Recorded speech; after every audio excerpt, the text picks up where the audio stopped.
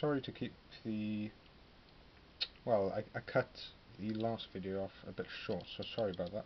I was just showing off the Cossacks. I had come to the end, but I didn't say, thanks for watching or anything like that. And I'll just roll that into the sort of beginning of this video, I suppose.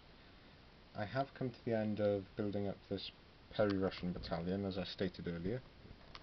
And I've got the Grenadier Company. And then there's 1, 2, 3 stands of regular Fusiliers, and I suppose that would include the command stand coming up to 4. And I've painted, well, I haven't painted them, but I will be painting them up as the Tarnopol Regiment. And I have the flags for this battalion, or regiment, sorry, here on the right side. So I've got 2 colours. They carried, well, the first battalion carried a coloured flag with the Colonel's flag. And that, I do actually have one of them. I might need to order some more. And I'm not sure if I'm representing a regiment with every unit that I'm painting up, should I then always represent the first battalion, or maybe just do a mix? I'm not going to be able to paint up the various battalions of each regiment. It's just not feasible.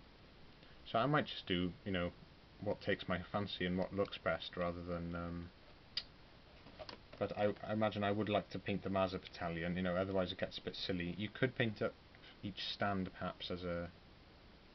well, I don't know how feasible that is. I don't know if you can paint 2 stands up as one battalion, another 2 stands up, it just might get a bit silly. And also, the 2nd battalion wasn't present anyway, they were the Home Depot battalion, so you're only actually looking at 2, so you could plausibly split the regiment in 2 down the middle, so 12 figures as one battalion and 12 as the other. That's food for thought. I'd imagine I'll do 1st battalion because it's just clear what the pompons, sword knots and things are. The 3rd battalion has quite an odd colouring to them. There's a lot of blue in there, which is something I'll have to explore. I'm also wondering about the organisation of the battalions. They seem to have, well, obviously the elite company, and that consists of the light platoon and the grenadiers. I've got the grenadiers as I would have the grenadiers in the French Napoleonics, but I've put the light platoon right at the end there. They're called the Strauki. The Perry Miniatures guide has been really invaluable with this stuff. I would have had no clue. They're actually in the same caps, it seems. I couldn't find any information which suggested they're in a different sort of cap. I suppose you might expect to see more forager caps and undress caps. But yeah, that's just one 24-man battalion there. The command figures are particularly nice. Drummer, two standard bearers, and the officers really nice. I might buy a pack of medals for the officers just to switch that up in between battalions. I've built them up in the 1812 Kua, or Shako, but there's a lot of debate about it. I had asked it on the Black Powder forum, which has been really useful, but it's just a blur what it might have been, As I said, with the French Napoleonic organisation uniforms, yes, 1812, you'd think they'd be wearing 1812 regulation clothing in 1812, but how many of these battalions actually had, them sent out in time? There's even some research would suggest they're actually German manufacturers Shakos. They're actually made in Germany, so it's highly unlikely, it seems, that these Shakos, these later... I'll just give you the shape of the 1812 Shako. The older 1809 Shako is noticeably different. It's almost like a Belgic Shako or a French Napoleonic Shako. So this one has very distinctive, it looks great, but it's up for debate whether it was in any sort of substantial way used at Borodino and other parts of the campaign, in 1812. I think I've done a battalion of them just because they look great, and I'm sure some of them would have had them. You could even mix them in a battalion. I'm not sure if I like the look of that, and it seems a bit haphazard and hectic. I really like the grenadiers and the thin plumes. I was just surprised that the light company doesn't seem to have anything special, but I suppose the grenadiers were the big men, and they probably wanted to accentuate that with some ridiculous, well, I'm not sure what they're called, they're not pom-poms, are they? They're sort of, well, perhaps they are still called pom-poms. And the NCO pom-pom just looks fantastic. I'm really going to enjoy painting that up. It's orange and white, you can see there.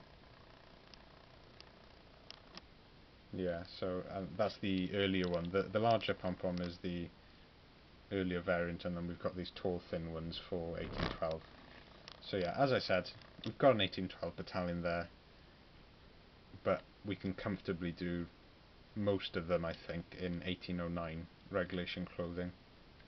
I think that's what I'm going to aim for. It's what I'm doing with the French as well. You know, how realistic is it that they were all equipped in 1812 equipment? Probably not that likely.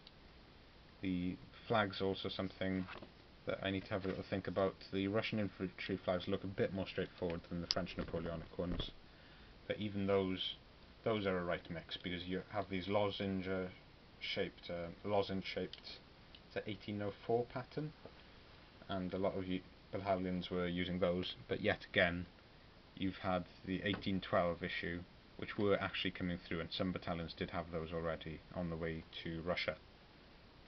So, even though it sounds complicated, it actually means anything goes. You know, you can't say with any sort of authority, oh no, that shaka wasn't used in 1812. Both of them were, it seems. It is up for debate whether this newer shaka was even there at this early stage, but a lot of people do seem to paint them up with them, so it's not a problem at all from a wargaming perspective, and as a historical thing it's still something that's up for debate and we can have a little think about. And the French seem to have been quite similar, except it's a bit clearer that not much of the Bardin reforms uniforms had come into place, almost certainly not. I'll have a little think about those Perry miniatures now. I'll check whether I might have completely messed up the order, but I could swear that I'd picked the Old Guard packs. So yeah, definitely something I need to check out, and if they've sent me the wrong ones, definitely want those replaced, because I was quite set on what I wanted. Certainly wouldn't have ordered later uniforms, and I don't remember seeing any shackles on the information on the packs that I'd ordered. No, so I need to investigate that. The Cossacks, yet again, quite a large order. I'm glad that I haven't had to pay for them, but I still get the pleasure out of painting them. And to the left here I've got a load of French Napoleonics, Fusiliers. They're actually in the correct uniform, or at least what I think is roughly right. And then Voltigeurs off to the left there. Some Voltigeurs I have already painted up the back, and they're in correct uniforms as well, and some Perry conversions. So lots to think about, guys, and I hope that's given you a bit of an idea about the Perry miniatures Russian Napoleonic infantry. Highly recommend them. Assembling them was just a dream. There's a lot less work really in them to metals. The mould lines are quite clear and you can clean them up quite quickly. The only unfortunate thing is that the mould line goes through the face vertically, and as a result it's a bit unfortunate. It's clearer on some of them than others. It almost splits the face in half.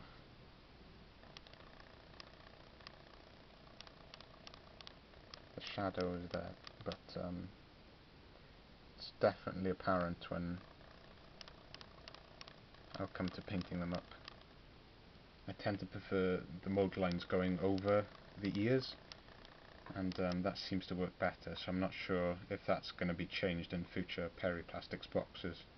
I think this one's already a few years old, but I can't see the Perrys releasing another plastic box for these. They're of a very high standard, and you know, they're fairly recent. I don't see any need to change them. They might be doing some new metals in the future to supplement this plastic box, and I asked them the other day and they did reply, fair play. about the new French box set for the pre-1812 uniform, and they will be supplementing that with more metal packs. There are some already available, but they'll be doing more of those.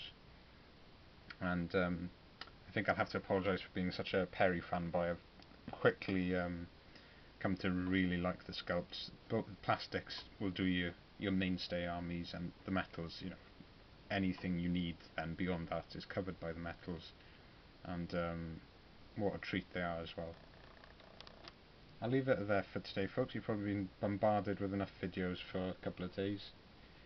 I'm going to have a hectic week. I'm moving into some free accommodation up in Aberystwyth. I was able to get that last minute. Something that they're offering for people doing teacher training, because they're only there for 7 weeks in the year. The rest of the time we're out in placements. But they were very generous, and they've offered us some totally free of charge accommodation. It's it's going to save me hundreds and hundreds on petrol commuting. I was going to have to commute 3 hours a day back and forth. So what a lifesaver. And if you don't know Aberystwyth, it's a lovely town. It's right on the seaside, and it's just fantastic in the winter as well. I really do like it. And yeah, that's definitely it for perhaps the week, folks, and I'll catch up with you when I'm settled over there now. And of course, having to take some paintbrushes and some plastics as well, hopefully. Ta-ra for now, and I'll catch up with you again soon.